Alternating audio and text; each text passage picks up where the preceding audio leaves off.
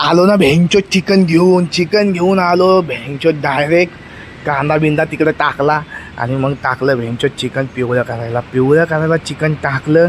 त्यानंतर त्याच्यामध्ये मस्तपैकी आपण वाटण करून घेतलं, म्हणजे कशाचं आपला कांदा खोबरं टॅमॅटो आलं लसूण पेस्ट ह्या सगळ्याचा कॉम्बिनेशन करून आपण वाटण करून घेतलं. पिवळं ते वाटणामध्ये टाकलं आणि मस्तपैकी क्वालिटीवाली भाजी बनवली. या भाजीला कलर बघा मित्रांनो, वरतून गार्निशसाठी मस्तपैकी ना कोथिंबीर टाकली. आणि आता घेऊन ना भेंचोद मस्तपैकी टेस्ट करून सांगतो तुम्हाला काय क्वालिटी विषय झाला तो. मग आता मस्तपैकी घेतलं वाटीमध्ये आणि नेहमीप्रमाणे आपल्या पीसीच्या पुढं मस्तपैकी काहीतरी लावलं होतं व्हिडिओ आणि आता तुम्हाला सांगतो टेस्ट करून काय बाप टेस्ट झाली आहे भेंचोद.